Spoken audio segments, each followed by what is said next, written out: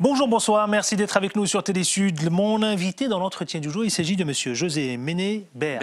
Bonjour. Bonjour. Merci d'avoir accepté notre invitation. Votre ouvrage, il s'intitule « La francophonie, la Suisse et l'Afrique ». Le voici, le voilà. Un des bien grands mots, la francophonie, la Suisse, l'Afrique. Très compliqué quand même. Hein, oui. Parce qu'il y a 3 traitements dans un même ouvrage. Ça n'a pas été compliqué pour vous, intellectuellement, hein, de poser les idées, les éléments sur papier? C'est 3 mondes, en fait, oui, effectivement. Ça a été compliqué, mais je vais vous avouer que quand les choses doivent se faire, elles se font. Tout d'abord, je l'explique un peu dans l'avant-propos. J'avais reçu une demande d'un journal africain qui est basé à Londres, oui, et qui m'avait demandé de faire un article, puisque j'écris souvent des articles, sur la francophonie, en tout cas le sommet de la francophonie qui s'était déroulé à Dakar. À Dakar. Et j'ai passé un mois, je ne savais pas que dire de la francophonie. Alors, je croyais qu'il m'avait oublié, et le rédacteur en chef de cette revue, il me rappelle un mois après, il me dit « Alors, tu en es où dans ton article ?» Je lui dis « Mais j'ai le syndrome de la page blanche pour une fois. » Et puis, je lui dis pourquoi ? Parce que j'ai des idées que je défends aujourd'hui, la fédéralitude, et j'ai du mal à me retrouver dans cette organisation. Il me dit, mais c'est justement pourquoi on vous a contacté. L'idée, c'était d'avoir un nouveau point de vue différent, parce que nous voulions aussi que dans notre journal, il y ait quelque chose de différent. Et donc, c'est comme ça que j'ai pensé relier ma préoccupation, qui est celle de promouvoir et expliquer le modèle suisse et comment on peut l'adapter dans les environnements multiculturels, multiethniques africains, et les objectifs de la francophonie. Donc, dans mes recherches, j'ai trouvé ce que j'ai mis en sous-titre. Vous le dites aussi, vous dites que vous voulez contribuer à améliorer le niveau de vie des populations africaines en les aidant à devenir des acteurs de leur propre développement. C'est des bien grands mots, tout ça, non? C'est de bien grands mots, bah oui, comme vous dites. Mais comment concrètement? Parce qu'aujourd'hui, l'Afrique, comment l'accompagner? Ce sous-titre n'est pas de moi, justement. Je sais bien qu'il n'est pas de vous. C'est la mission que s'est fixée l'OIF, en fait, la francophonie, l'Organisation internationale de la francophonie. Alors, quand j'ai trouvé ça, je dis, mais tiens, voilà un bel angle. C'est la mission, l'objectif. Mais vous le savez très bien que la francophonie est très critiquée. Bien sûr. Et c'est en gros ce que j'ai voulu relever comme défi, en ne tombant pas dans la critique déconstructive, mais dans une critique constructive. Alors, qu'est-ce que je dis?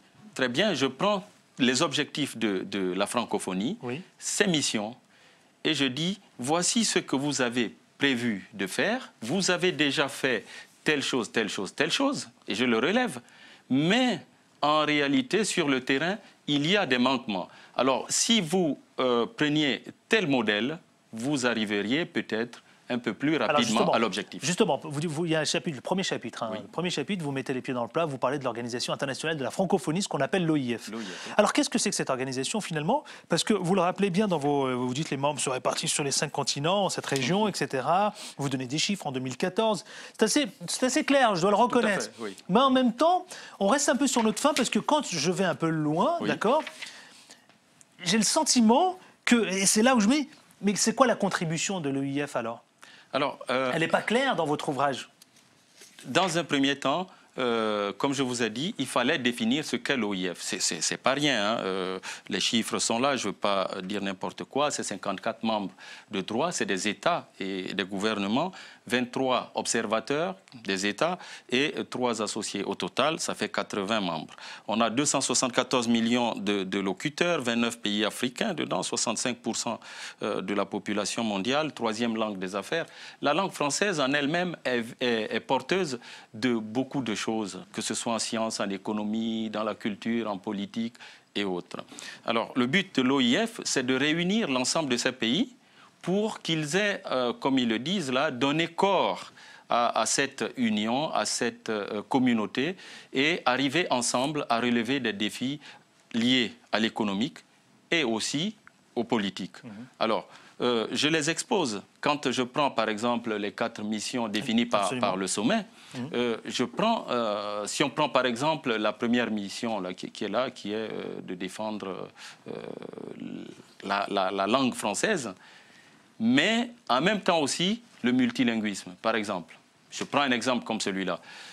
Il y a des actions que l'OIF mène aujourd'hui sur le terrain. Par exemple, le projet Élan qui est mené de manière expérimentale au Cameroun, dans les villages reculés et autres, où on commence à enseigner aux primaires à la fois le français et la langue vernaculaire, parce qu'il y a des enfants qui parlent encore cette langue à la maison et quand ils arrivent à l'école, il y a un décalage. Donc il y a une transition qui se fait pour favoriser l'acquisition de connaissances. Alors moi j'enchaîne en disant voilà ce qui est fait. Je ne dis pas que l'OIF ne fait rien. Ils font beaucoup de choses.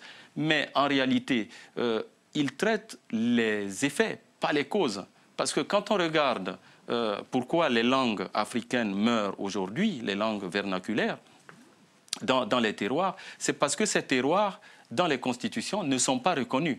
D'une part, et tout le développement depuis l'époque coloniale se fait dans les capitales.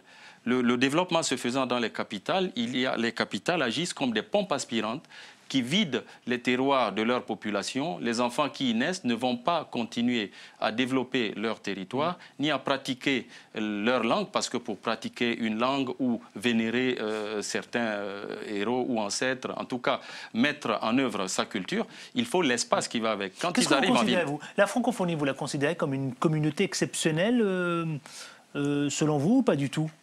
C'est comme toute communauté, comme toute association. Quand je parle de francophones. Hein. Oui. C'est des gens qui ont déjà quelque chose en commun. C'est la langue.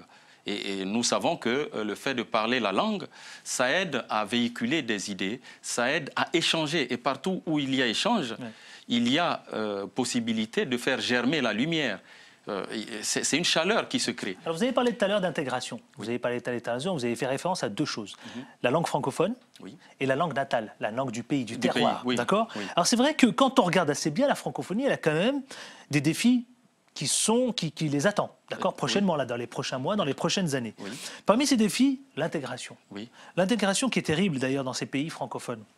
Et face à cette mondialisation, qu'est-ce que vous répondez ? Je dis, il faut prendre ce qui a déjà commencé à être fait. Par exemple, là, j'ai parlé du projet Élan. Mais ne pas rester qu'au stade expérimental, ne pas se contenter aussi de traiter les effets, hein, parce que pour moi, il y a des causes réellement profondes qui font que ces langues africaines, dans les terroirs, les enfants, on les parle encore, mais officiellement, elles ne sont pas reconnues. Alors, c'est là où le lien avec la Suisse intervient. Si vous prenez le cas de la Suisse, qui est aussi, parce que les Africains, la première chose dont ils se plaignent, c'est le fait que les pays aient été découpés à la conférence de Berlin en 1885 et que c'était des découpages, on va dire, hasardeux, qui coupent des ethnies en 2 parties, des familles en 2 parties, enfin, qui se retrouvent sur 1 ou 2 pays. Mais la Suisse est exactement dans la même configuration. Vous avez un côté, une portion de l'Allemagne dans la Suisse, c'est une confluence de cultures. Une portion de la France dans la Suisse, l'Italie pareil, et puis il y a la petite minorité romanche. Qu'est-ce que les Suisses ont fait? Ils n'ont pas dit, comme font les Africains, nous allons combattre les particularismes, la République est une et indivisible, tout le monde va parler telle langue, par exemple l'allemand, puisque c'est les plus nombreux, ils dépassent les 65%. Ils ont dit non, chacun a sa place ici, nous allons officialiser toutes ces langues et respecter leur espace territorial en leur donnant une certaine autonomie. Donc voilà, c'est ce que je dis, que pour intégrer, il faut arriver aujourd'hui à intégrer toute cette diversité pour que le français ne se présente plus comme une langue qui cherche à cannibaliser les cultures et les langues existantes, mais cherche plutôt à servir de passerelle et de hub entre tous ces particularismes qui sont propres aux pays africains. Qui sont propres aux pays africains. Autre chantier, par exemple, autre sujet, c'est celui concernant la diversité culturelle. La diversité culturelle aujourd'hui, c'est un vrai combat, y compris mondial, hein, monsieur Baird. Oui. C'est un vrai combat. D'ailleurs, il y en a qui disent que la mondialisation, c'est le rendez-vous du donner et du recevoir. Alors, il y en a qui viennent avec quelque chose, Un Indien, quand il vient à une réunion, il y a quelque chose qui le distingue, hormis le faciès, mais il y a le costume, il y a la religion, il y a la langue, etc. Mais les Africains, aujourd'hui, quand on les voit, il y a 29 pays dans la francophonie, 29 pays africains. Quand on les voit, ils débarquent tous avec le même accoutrement presque, hein, costume, cravate, la même langue. Et pourquoi? Parce que déjà dans leur pays, dans leur propre pays, il n'y a pas une reconnaissance de ce qu'ils sont, de leur propre identité.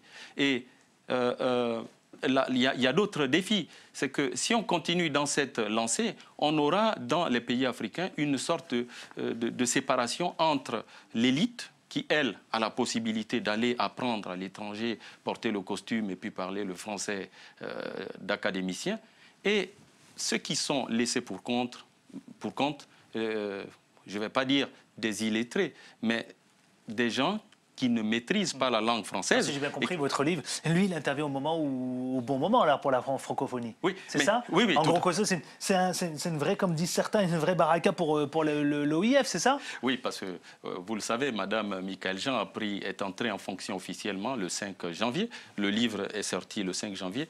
Je ne savais pas qu'elle allait prendre sa fonction exactement le 5 janvier, mais il y a eu une coïncidence.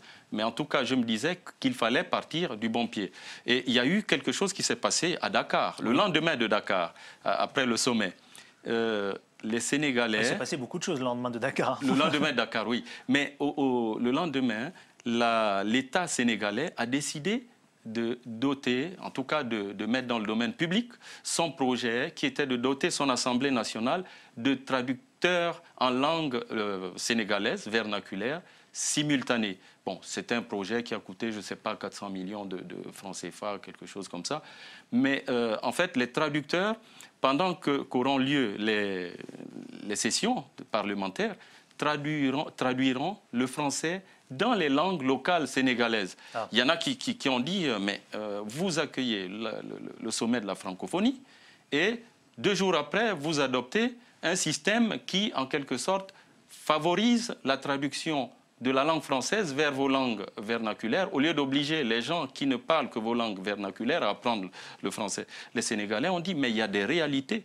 Il y a ceux qui parlent le français, mais il y en a qui ne parlent pas le français. Mais dans un État qui veut intégrer tout le monde, il faut que cet État aille aussi vers ces citoyens-là. Donc, quelque part... Vous pensez que la langue française est menacée en Afrique ou pas du tout? Quand on voit, non. Évidemment... non, pas du tout? Non, pas vraiment. En Afrique francophone, la langue française n'est pas menacée. Pourquoi? Parce que toute l'administration, l'État est d'abord administratif, et toute la tradition écrite, consignée par l'administration, est déjà en langue française.